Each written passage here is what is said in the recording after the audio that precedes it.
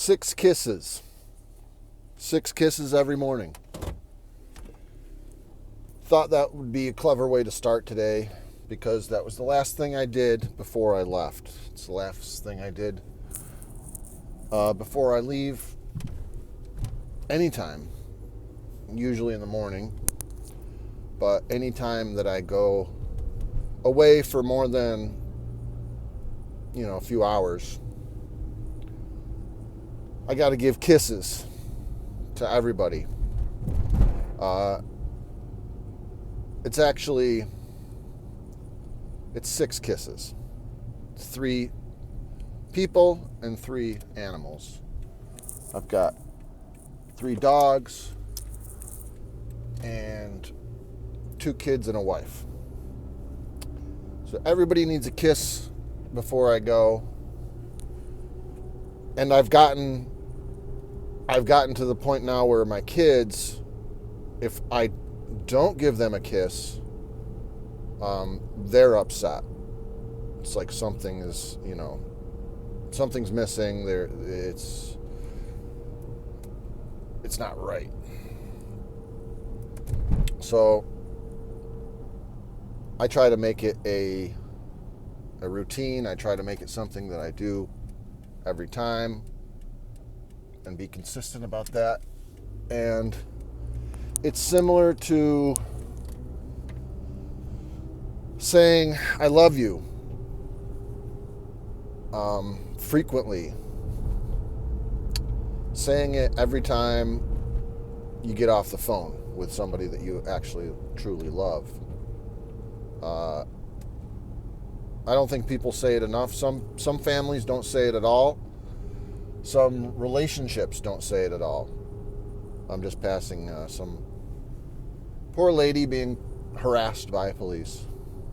I don't actually think that, but I kind of do.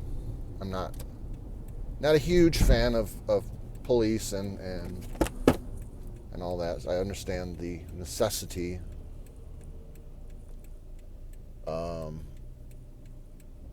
But getting back to the love, that's where I want to be about. That's where I want to be. That's what I want to be about. I want to be about love and light and joy, and I understand that there is a dichotomy to that, and you can't just be joy and love and light all the time. I guess it can be, but at least in our realm, in our reality, in this fractal universe that we live in, we separate the light and the dark, and the light seems like it has the negative aspect built into it in this realm that we're in, where almost it was created unknowingly, unwillingly. It's the unwill, the opposite of your will, the opposite of your intention. There is a subversion, there's a sabotaging, there is the failure, there's all these aspects that surround or negate perfection or what is good or what is right. And it might not be present in the idyllic state of thought where you can think of things in a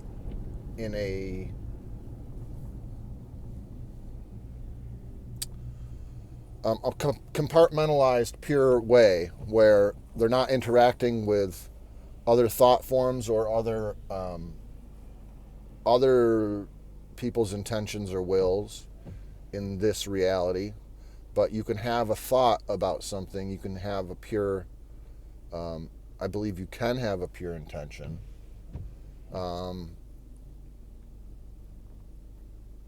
It might be there's a level of sacrifice in this realm that seems to be rewarded, or at least acknowledged. And depending on what you're sacrificing and what you're sacrificing it for, and to what entity or to what spiritual end or power you're trying to feed or receive blessings or whatever from, seems to work in this world to some extent.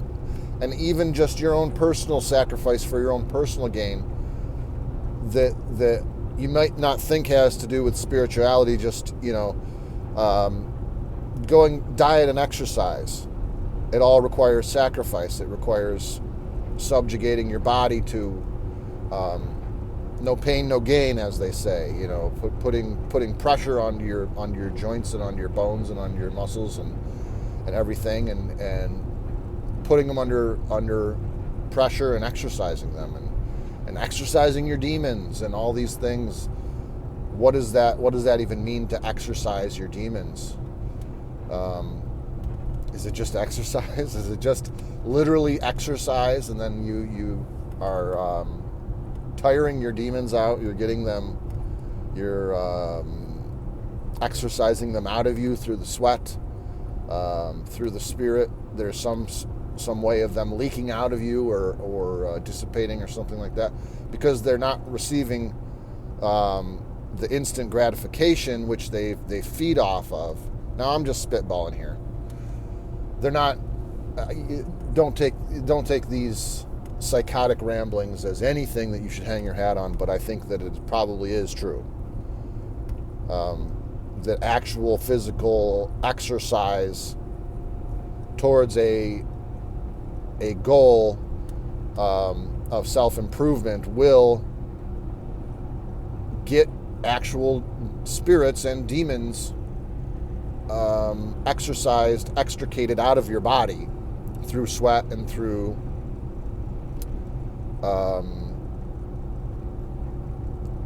gasification. I don't even, or just the electric charge or whatever magnetic hold that they have on your spirit or on your soul or whatever it is. I think physically working through that is one way of doing it. There's another thought about fasting is the best. Prayer and fasting, that's a Christian, a Christ concept that I do believe is, again, it's true and accurate. So how did I get from 6 kisses to where I am now? And what is 6 kisses? How can I break that down into some sort of esoteric meaning?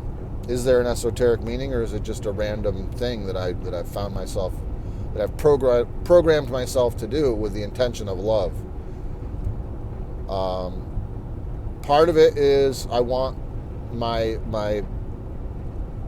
I want to tie up any loose ends. Anytime I leave, I'm not tying up, major things. I'm not taking care of every single problem that I have every time that I leave my house. But emotionally, and through the physical act of giving a kiss on the head or the forehead or the cheek, or with my wife the lips, or with my dogs, the forehead or the nose or whatever it happens to be, the physical act of kissing someone and showing them that you love them, it goes a long way, and it seals in. Again, I'm just spitballing. It seals in the notion that you love this person, and that you want them to physically have your love with them. When you're leaving, you want them to remember that and to hold on to that you're not really gone. You're just you're going to work, or you're going to the store, or you're going to practice, or the few things that I do to get out of the house without the kids or whatever. Like I'm letting them know that I love them, and that I'm probably going to be thinking about them, and that I'm with them, maybe not physically, but I'm with them spiritually and emotionally and everything like that. The number 6, the word kiss, if you go to the band Kiss, it's Knights in Satan's Service, and it's not a very loving Christian thing.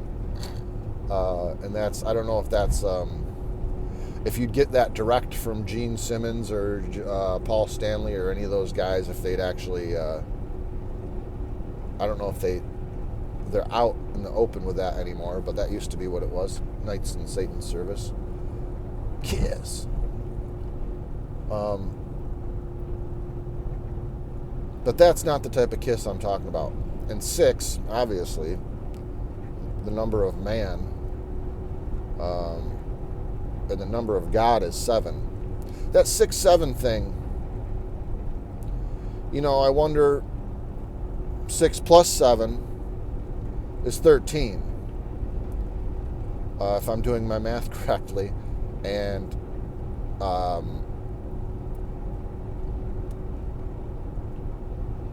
there's a lot of esoteric thought about the number 13, that it's actually been an occulted kind of number symbolically, that there were 13 months, that Jesus and his disciples are 13. There was a 13th constellation, Ophiuchus, which was like the snake bearer or something like that. I believe he was holding up a snake, kind of like a Moses type of thing. Again, I'm spitballing. I'm just going off of all this stuff. 6, 7, the number of man versus the number of God.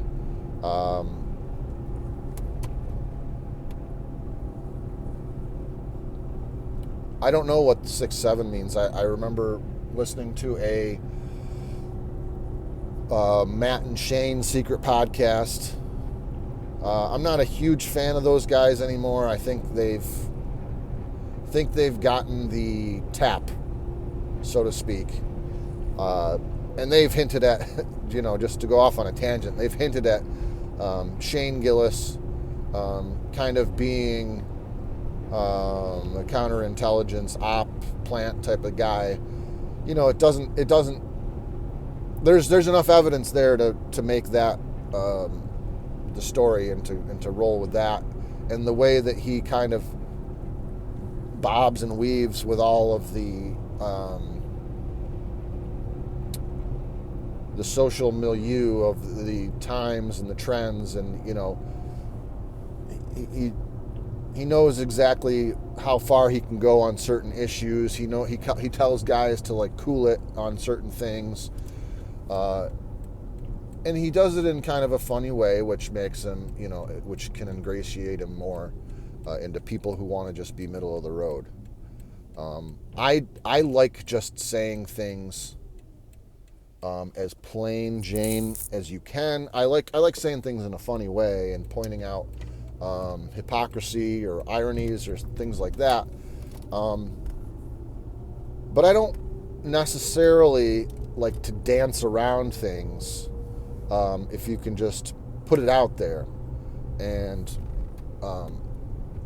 obviously everyone has to deal with social faux pas and saying naughty words or being racist, which is like the worst thing a white guy can be, is racist. And now this whole Jewish thing has opened, the floodgates have opened on that, where it seems like they're welcoming Jewish hatred because biblically and in the,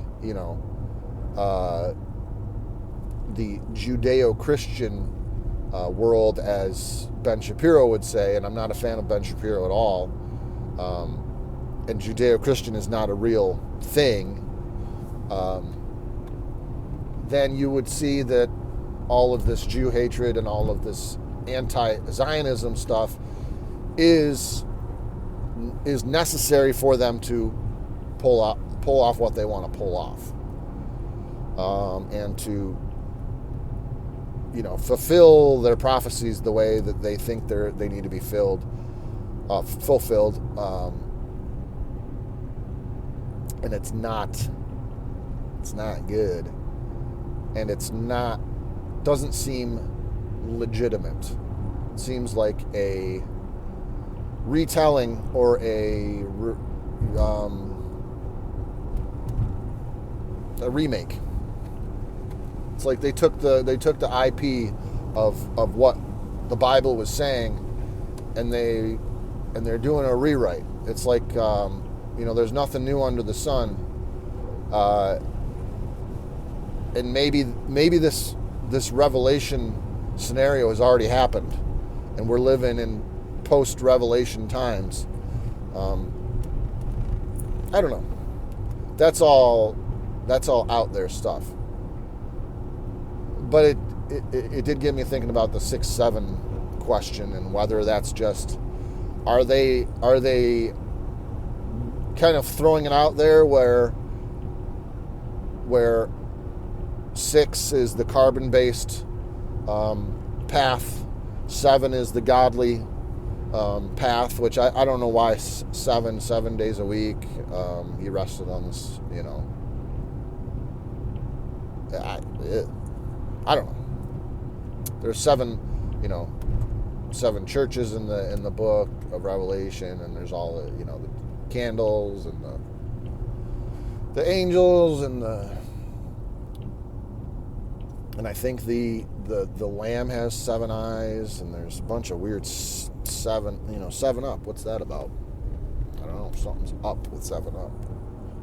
Is 7 Up even around anymore, or is it just Sprite and Sierra Mist? I don't know. I don't know about all that stuff. I'm not up to date on my Pepsi, Coca-Cola products. Heads up, 7 Up. That used to be a fun game in school. I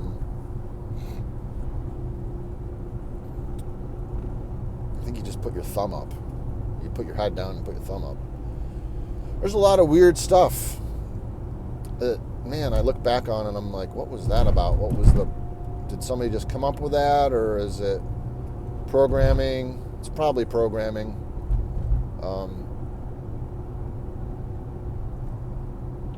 But I don't know. 6-7, who knows?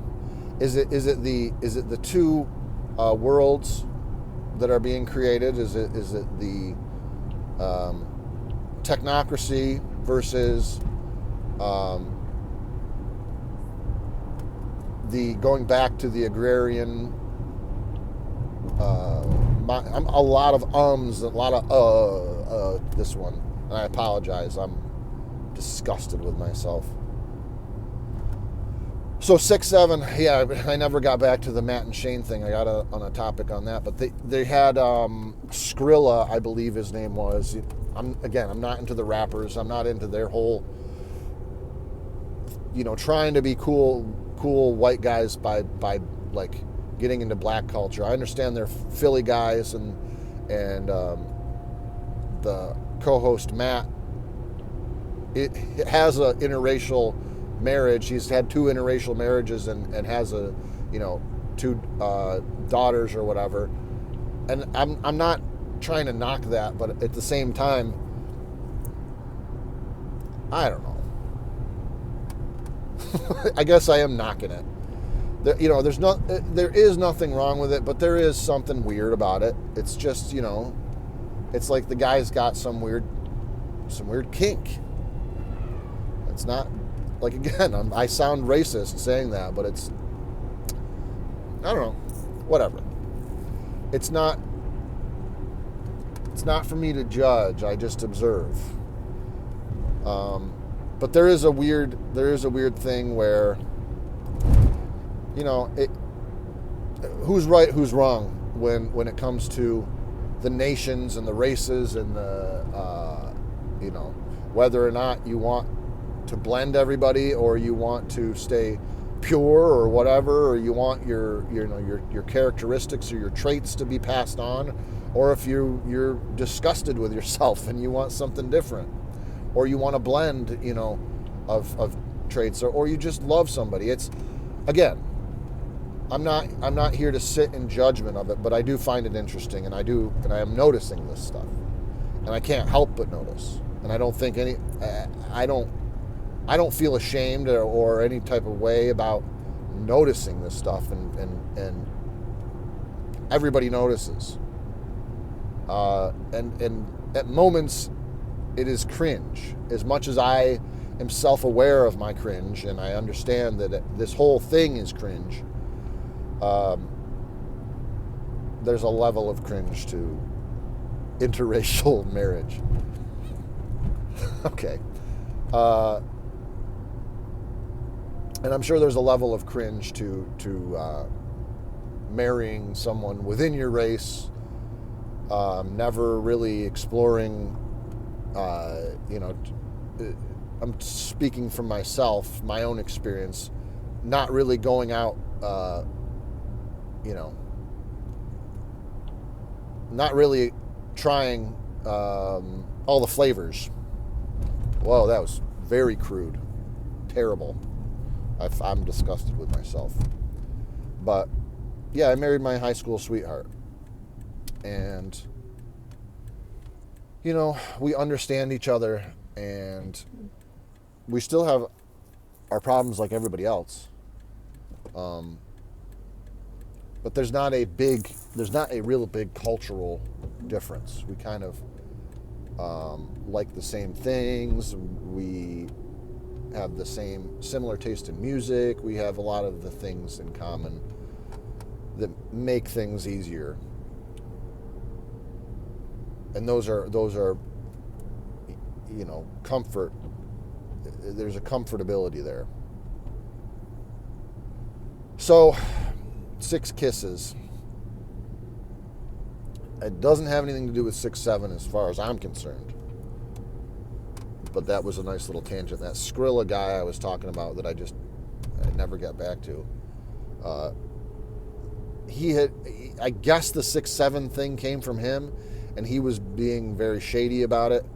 That was brought up, and they never really went after it because I think Matt suggested, the one host I'm talking about, suggested that it might be like a hit on one of your ops or something like that, which basically means like killing a rival gang member and saying that you know, it's like code for gangs. I don't know if any of that's true, but if it was true, then everyone who's saying 6'7" all the time is really just going like murder.